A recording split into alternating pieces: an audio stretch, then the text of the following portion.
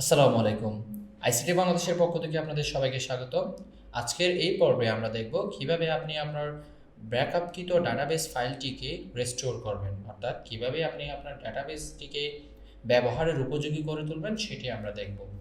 গত ভিডিওতে আপনাদেরকে দেখিয়েছি কিভাবে আপনার যে ডাটাবেসটি আছে, যে ডাটাবেসগুলো আছে সেই ডাটাবেসের কিভাবে অটোমেটিক ব্যাকআপ এবং কিভাবে আপনি ব্যাকআপ নিতে পারেন এবং অটোমেটিকলি ব্যাকআপ করতে পারেন সেটা আপনাদেরকে দেখিয়েছি। আর যারা ওই ভিডিওটি দেখেননি তারা দেখে নেবেন। দেন এরপরে আপনার যে ব্যাকআপকৃত ডাটাবেস ফাইলটি আছে সেটির মাধ্যমে আপনি ডাটাবেসটি রেস্টোর করতে পারবেন। সো প্রথমে আমরা দেখে নিব আমাদের যে ব্যাকআপকৃত ডাটাবেস ফাইলটি আছে সেটা কোন ড্রাইভে আছে। আমরা সেটা ডি ড্রাইভে রেখেছি। এই ডি ড্রাইভের মধ্যে ডাটাবেস ব্যাকআপ নামে একটি ফোল্ডার আছে। এই ফোল্ডারে ক্লিক করলে এরপর আমরা যদি যাই অটোমেটিক ব্যাকআপ, এখানে দেখেন আপনারা অনেকগুলো ব্যাকআপ ফাইল দেখতেছেন, সবগুলো কিন্তু সেম ফাইল, সেম সাইজ। এটা হচ্ছে আমরা যে অটোমেটিক ব্যাকআপটা দেখেছি সেটার। এখান থেকে আমরা একটা ফাইল ব্যাকআপ করব। এটাই হচ্ছে আমাদের, দেখেন আপনারা রাইট বাটন ক্লিক করলে, এই ফাইলের উপর রাইট বাটন ক্লিক করে প্রপার্টিসে যদি যান, দেখেন টাইপ অফ ফাইল ব্যাক, অর্থাৎ ডট ব্যাক। ব্যাক মানে হচ্ছে ব্যাকআপ ফাইল। এই ফাইল থেকে আমরা কীভাবে আপনার ডাটাবেসে রিস্টোর করব সেটি দেখব। ডাটাবেস রিস্টোর দুইভাবে করা যায়, একটা হচ্ছে ম্যানুয়ালি আর একটা হচ্ছে কোয়েরির মাধ্যমে। তাহলে আমরা দুইটাই আপনাদেরকে দেখব। প্রথমে আমরা কিভাবে ম্যানুয়ালি করতে হয় সেটি দেখব। আমরা আমাদের SQL server management studio open করলাম। ওপেন করার পর আমরা সার্ভারে কানেক্ট করতেছি। কানেক্ট হওয়ার পর আমরা এখানে দেখতে পাচ্ছি আমাদের লার্ন নাম SQL নামে ডাটাবেসটির ব্যাকআপ আছে, বাট এখানে সেটা নাই। তো সেটা ম্যানুয়ালি কীভাবে করতে হয়? ম্যানুয়ালি করার জন্য প্রথমে আপনাদের যে ডাটাবেস আছে এই ডাটাবেস ফোল্ডারের উপর আপনি রাইট বাটন ক্লিক করবেন। ক্লিক করার পর আপনারা এখানে দেখেন রেস্টোর ডাটাবেস। রেস্টোর ডাটাবেসের অপশনটিতে ক্লিক করবেন। ক্লিক করার পর আপনার যে একটা উইন্ডো আসবে, এই উইন্ডোতে আপনি দেখেন এখানে সোর্সেস আছে। এখান থেকে আপনি ডাটাবেস দিয়েও দিতে পারেন, এখান থেকে ডাটাবেসে সিলেক্ট করে দিতে পারেন, বাট আমরা দিচ্ছি না, আমরা দিব ডিভাইস। এখান থেকে ডিভাইস দিলাম। ডিভাইস দেওয়ার পরে এরপরে আমরা এখান থেকে ডিভাইসের যে থ্রি ডট বাটনটি আছে এই বাটনটিতে ক্লিক করব। ক্লিক করার পর আমরা যে আমাদের যে ব্যাকআপ ফাইলটি কোন ড্রাইভে আছে, কোন ফোল্ডারে আছে সেটা এখান থেকে অ্যাড বাটনে ক্লিক করে আমরা বলে দিব। আমরা জানি সেটা কোথায় আছে, সেটা ডি ড্রাইভে। ডি ড্রাইভে যাচ্ছি, যাওয়ার পর ডাটাবেস ব্যাকআপ, এরপরে হচ্ছে অটোমেটিক ব্যাকআপের মধ্যে আপনার ডাটাবেস এই যে ব্যাকআপ ফাইলগুলো আছে আপনারা এখানে দেখেন। ব্যাকআপ ফাইল আপনি ডাটাবেস ব্যাকআপ করার জন্য আপনার তিন ধরনের ফাইল থাকতে হবে। একটা হচ্ছে ডট ব্যাক, আরেকটা হচ্ছে ডট টিএম, অর্থাৎ আরেকটা হচ্ছে ডট লগ, অর্থাৎ এই যে ট্রানজ্যাকশন ফাইল, লগ ফাইল এবং ব্যাকআপ ফাইল থাকতেই হবে। দেন আপনি কি করতে পারবেন, ডাটাবেস অর্থাৎ SQL সার্ভারে আপনি ডাটাবেস ব্যাকআপ করে অর্থাৎ রেস্টোর ব্যাকআপকৃত ফাইলটিকে রেস্টোর করে নিতে পারবেন। এখান থেকে আমরা সিলেক্ট করে দিচ্ছি, এরপর ওকে দিব। ওকে দেওয়ার পর এগেইন ওকে। এরপর আপনারা দেখেন এই রেডি হয়ে গেছে। এরপর আমরা দিব কি, জাস্ট ওকে।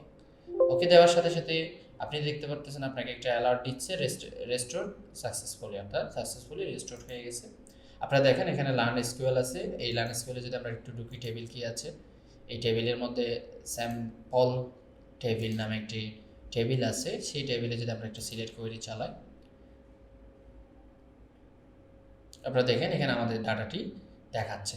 তার মানে আমরা কিভাবে আমার ডাটাবেসটি ম্যানুয়ালি ব্যাকআপ রেস্টোর করতে হয়, ব্যাকআপকৃত ডাটাবেসটি কীভাবে রেস্টোর করতে হয় আমরা সেটা দেখেছি। এবার দেখবো আমরা কোয়েরি মোডে সেটা কীভাবে করা যায়। আমরা আবার ডিলিট করে দিচ্ছি, ডিলিট করে দিলাম, ডিলিট। ডাটাবেস ডিলিট করার জন্য আপনি রাইট বাটন ক্লিক করবেন ডাটাবেসের উপরে, এরপর আপনি ডিলিট বাটনে ক্লিক করবেন, আপনি post existing connection okay click করে ওকে দিয়ে দেবেন। ওকে, আমাদের ডাটাবেসটি ডিলিট হয়ে গেছে। রিফ্রেশ করে দেখতে পারবেন আপনাদের ডাটাবেস ডিলিট। এরপরে আমরা একটু ওই ফাইলটিতে আবার যাব যেখানে আমাদের ব্যাকআপ ফাইলটি আছে। যেহেতু কেন যাচ্ছি সেটা আপনাদেরকে ওইখানে গিয়ে বলতেছি।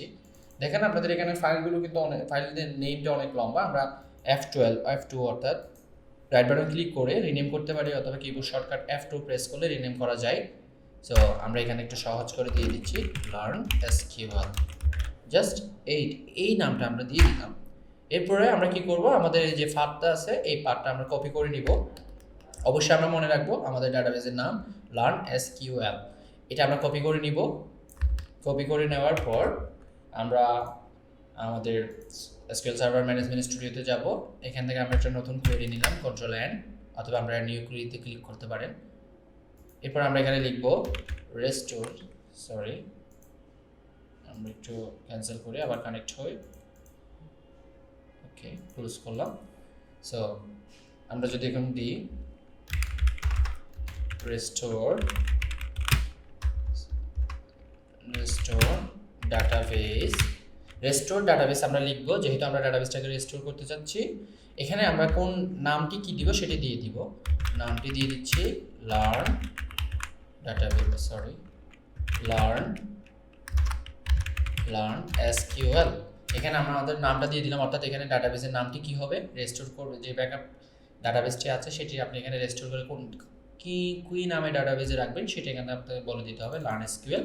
এরপরে আপনি যেটা দিবেন সেটি হচ্ছে ফ্রম ডিস্ক, অর্থাৎ যে কোথায় থেকে আপনি এই রেস্টোর করতে যাচ্ছেন, কোন ফাইল থেকে রেস্টোর করতে যাচ্ছেন সেটা আমরা বলে দিচ্ছি, ইকুয়াল এখানে আমরা অবশ্যই আন দিব, যেহেতু আমরা একটা ফাইল পাথ দিচ্ছি। এরপরে আমরা পেস্ট করে দিলাম, এরপর আমরা ফরওয়ার্ড স্ল্যাশ দিলাম, দেওয়ার পর আমরা আমাদের যে লার্ন ডাটাবেসের নামটি আছে লার্ন, এটা একটু ছোট করি, লার্ন SQL ডট ব্যাক, অবশ্যই এক্সটেনশন সহ আমাদের এই ডাটাবেসের ফাইলটির নাম দিতে হবে।